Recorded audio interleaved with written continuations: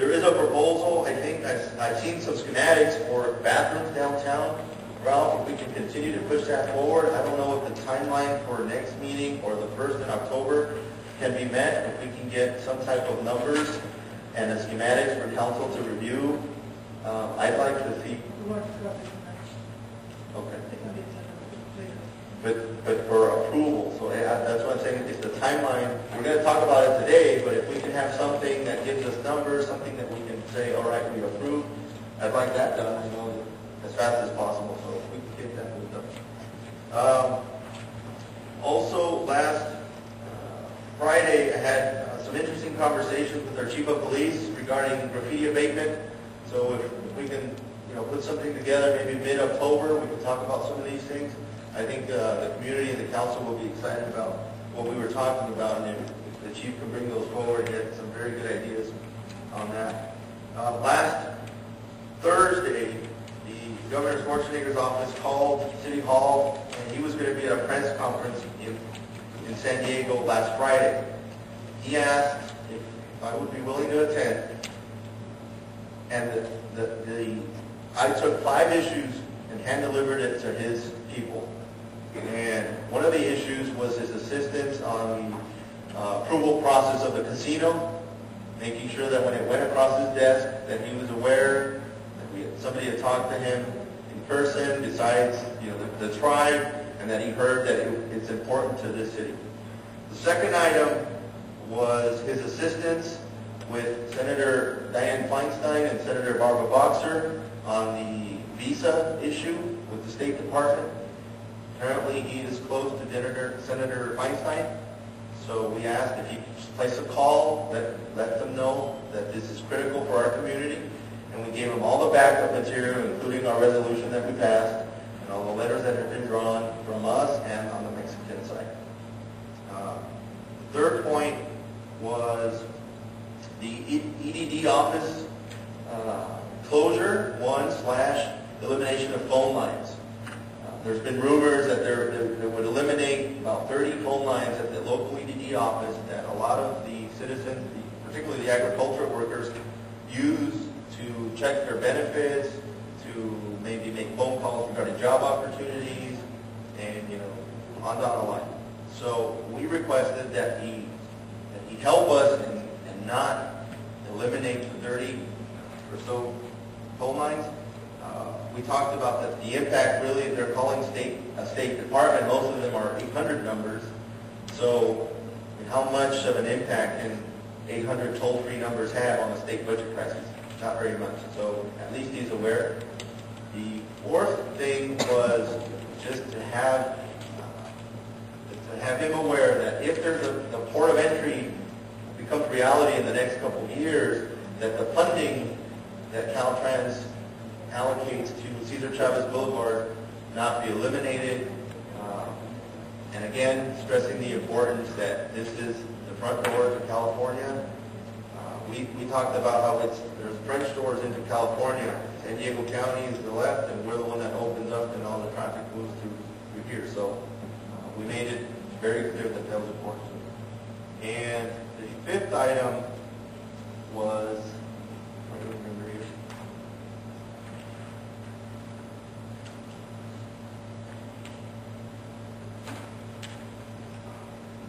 Can't remember the fifth item. But I'll have that available. We'll post it on the website just so people know what the requests were. But what was important for that conference was that the state legislature was trying to take funds from cities, trying to borrow, they call it borrowing money from the cities, and really they wouldn't start to pay it back for another 3 years. And that was their way of solving the state budget crisis. But he felt, as did we, as did the Association of California Counties, as did the fire chief representing the Association of Fire Chiefs, which Fire Chief Mercado, I talked to him about you, and he was excited to meet you someday. He's from a local area. He was born and raised in his area and manages, he said he had 80 fire stations with over 3,000 firefighters. It was just something that big. And he's the state representative on your Association for Fire Chiefs. Our police chief, Nujar, was representing police chiefs. He was the only police chief in California represented at at that conference. We had some officials from the police department in Imperial and the narcotics task force. And basically, the message that we sent to Sacramento was they need to find another way of solving the state budget crisis and not taking it from cities. They're going to take funds that are used for staffing the ambulance that we still don't have, staffing what we currently have, taking money from our streets, our parks, libraries, our ability to function. That is what the state legislature wanted to do. The governor said, we need to tell them that's not right. And we were there giving that call. So we were very honored. We were the only council mayor at that conference. Everybody else was state or county, but his office did call, and so we were excited about that. And I hope the state legislature hears our calling because they're in their 63rd day of not approving the state budget.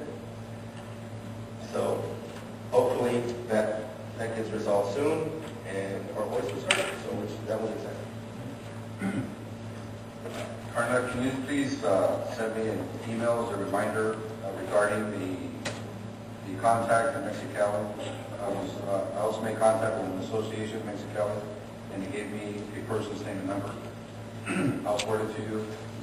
So please send me a reminder on it. Chief Newjar, all the information that you have, if you have anything available for the email. I also went to a meeting last week, and I mentioned some things that the City of Calexico is doing for the graffiti, including this ordinance about anybody that's 17 years or younger loitering. If you can give me some information also by email, so I'd like to share it with the people that are involved on the graffiti projects in Mexico. It's very interesting what we do with that spray that's put on the block walls, and the formula for that they use, and so we can get that information. Anyway, moving on, consent agenda. If there's any items that would like to be pulled from council, please do so now. I'd like to pull number 7, 9, 11. 7, 9, and 11. There was a question on item 6. Would anyone like to pull item 6? So none. Okay. Do I have a motion to approve item 1 through 5, 8, 10, and 12? So moved. Second that motion. All those in favor, say aye. Aye. Motion passed unanimously. Item number 6. We have a comment from a member of the audience. Maritza Hurtado, subject for closure on Hardstone property. Item number 6. Come up to the podium, state your name and address. Hi, Maritza Hurtado, 1000 Spud Moreno, Calexico, California. I live at the development called Hardstone. That's the item in question for number 6.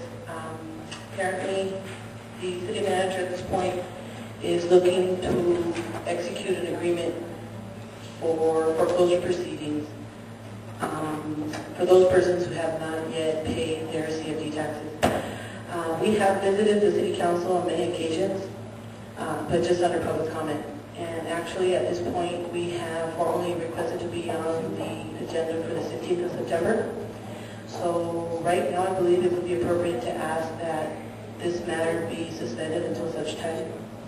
We did have recently a group of attorneys that came over and discussed with the residents what a CFD was. However, we as the group thought that this meeting was going to be a possible workout plan, but that's not what it was. So we formally requested that this item be on the agenda. And what we're asking at this time is that any agreements be suspended until such time that we can have our item on agenda for the 16th of September.